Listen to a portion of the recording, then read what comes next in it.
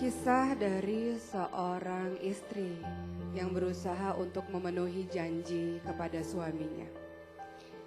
Aku adalah seorang wanita yang dijodohkan oleh ibuku untuk menikah dengan seorang pria yang tidak aku cintai sebenarnya.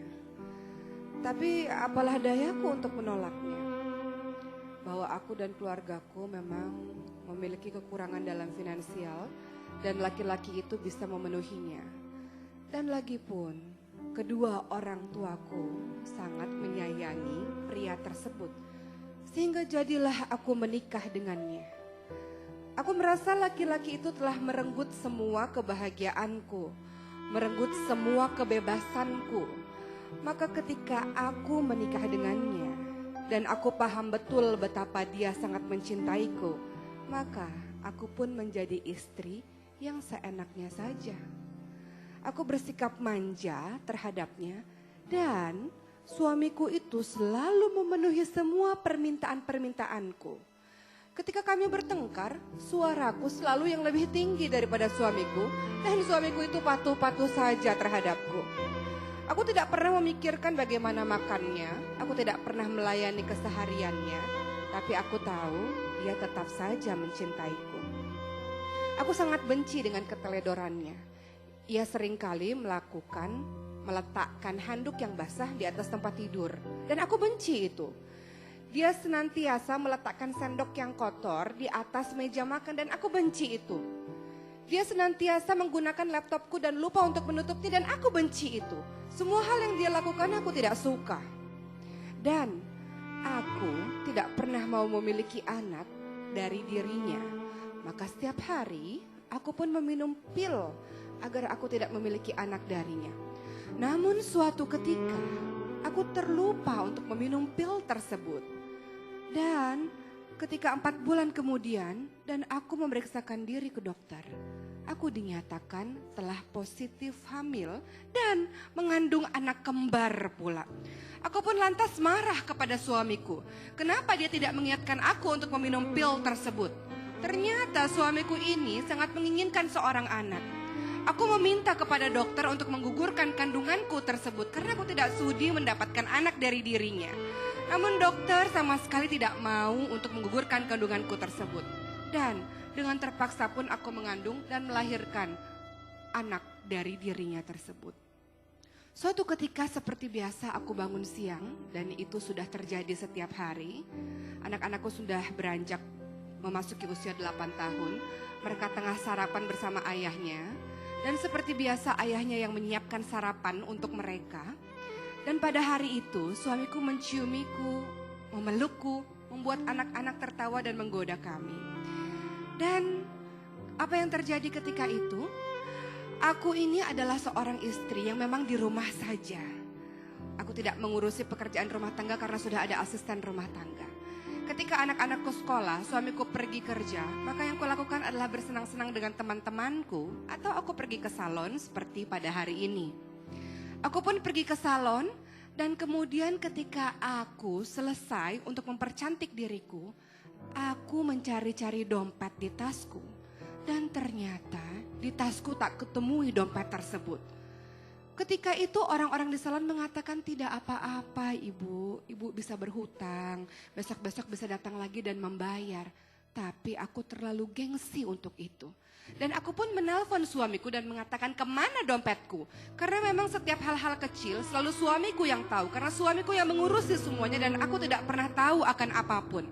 Lalu suamiku mengatakan, maafkan aku sayang, kemarin anak-anak membutuhkan uang kecil sehingga aku harus mengambil dari dompetmu karena di dompetku tidak ada uang kecil. Lalu aku lupa untuk meletakkannya kembali ke dalam tasmu dan aku letakkan di meja begitu saja dan aku marah besar karena keteledoran itu. Aku benci sekali dengan suamiku gara-gara dia dompetku ketinggalan dan gara-gara dia pula aku harus menunggu lama di salon untuk menunggu kehadirannya.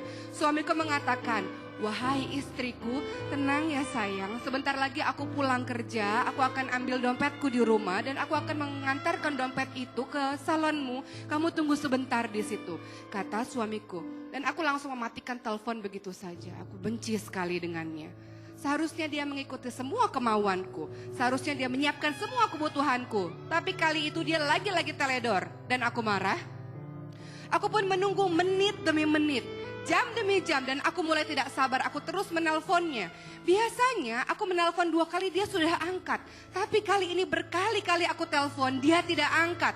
Sampai akhirnya habis kesabaranku ketika ada orang yang mengangkat telepon tersebut. Belum sempat aku membentak, tiba-tiba dari sana terdengar kalimat, "Apakah ibu istri dari Bapak Gunawan?" Kata suara asing yang tidak pernah aku kenal itu.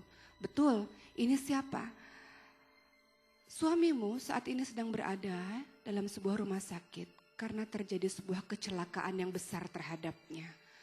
Maka terus saja orang tersebut menjelaskan kronologis dari cerita kecelakaan suamiku. Dan aku pun pucat pasi tanpa berucap sepatah kata pun. Aku tidak tahu apa yang aku harus lakukan. Aku bingung seperti orang linglung dan aku duduk di sebuah pojokan di salon tersebut. Dan orang-orang salon itu pun akhirnya membawa aku dan mengantarkan aku ke rumah sakit. Di dalam rumah sakit tersebut sudah banyak keluargaku, sudah ada mertuaku, sudah ada orang tuaku, sudah ada anak-anakku. Dan mereka semuanya menangis dan aku tidak tahu apa yang mereka tangisi. Seusai ba'da maghrib, dokter kemudian menemui kami dan berita duka itu pun secara mendadak diberitahukan oleh dokter. Dokter meminta maaf pada kami dan mengatakan, "Bapak Gunawan telah meninggal dunia."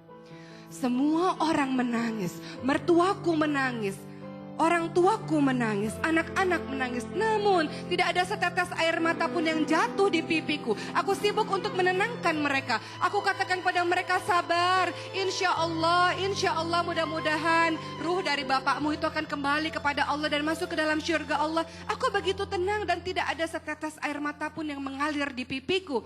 Dan kemudian ketika jenazah itu pada akhirnya dibawa pulang ke rumah, di saat semua orang masih menangis dan aku terdiam, aku mulai membuka kain yang menutupi wajah suamiku tersebut.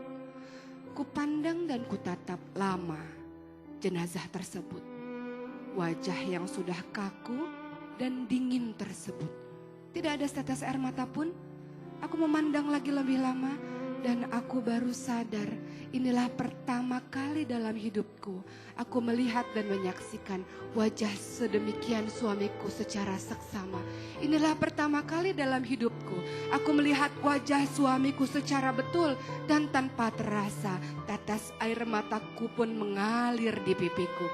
Aku teringat bagaimana aku membentak-bentaknya selama ini. Bagaimana aku tidak melayani suamiku selama ini. Bagaimana suamiku sangat memanjakan aku selama ini. Bagaimana suamiku sama ini sangat berbuat baik terhadapku. Dan aku adalah orang yang manja, tidak tahu apa-apa. Dan tiba-tiba ditinggal begitu saja oleh suamiku.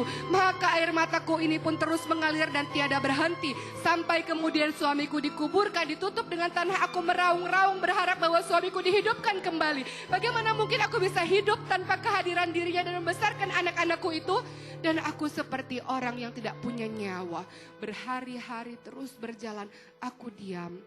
Dan aku melihat bahwa di setiap sudut ada wajah suamiku. Orang tuaku, mertuaku senantiasa menghiburku dan aku tidak bisa berkata apa-apa. Satu-satunya kalimat yang aku katakan adalah aku ingin suamiku datang dan kembali ke sini menghadapku, kembali lagi bersamaku di sini. Dan aku tidak tahu bagaimana menjalankan kehidupanku tanpa kehadirannya. Karena aku tidak pernah tahu apa-apa, aku sangat bergantung pada suamiku. Namun apa yang terjadi beberapa hari kemudian ada seseorang datang. Ibuku dan notaris datang dengan membawa sebuah kabar bahwa aku tidak perlu khawatir. Ternyata suamiku sudah menyiapkan semuanya untuk masa depan aku dan anak-anak. Dan sebuah surat yang berisi kalimat, "Berjanjilah padaku wahai istriku yang manja untuk menjadi seorang ibu yang baik untuk anak-anak. Untuk menjadi seorang istri yang mandiri. Maafkan aku karena telah pergi terlebih dahulu. Tapi aku berharap engkau bisa berdiri tegak untuk membesarkan anak-anak. Berjanjilah padaku seperti itu istriku yang manja. Istriku yang sangat aku sayangi." Dan semenjak hari itu aku bertekad sungguh-sungguh. Ketika banyak orang yang kemudian melamarku, aku tidak mau menikah dengan seorang pun. pun aku ingin memenuhi janjiku kepada suamiku dan menebus kesalahanku selama bertahun-tahun ini. Aku ingin menjadi seorang ibu yang terbaik untuk anak-anakku. Aku ingin menghabiskan sisa waktuku untuk mendidik anak-anakku sampai akhirnya aku bisa bertemu kembali dengan suamiku di surganya Allah. Mungkin saat ini di dunia dia yang melamarku, tapi nanti di akhirat aku berharap aku yang meminang suamiku tersebut. Maka aku penuhi janjiku kepada suamiku untuk setia dan mendampingi anak-anakku. Itulah kisahku, seorang wanita yang bodoh dan menyanyiakan seorang suami. Mudah-mudahan kisah ini menjadi pembelajaran berharga untuk kita. Untuk menjadi seorang istri yang tahu diri dan tidak manja seperti cerita tersebut. Mudah-mudahan menjadi pembelajaran, insya Allah.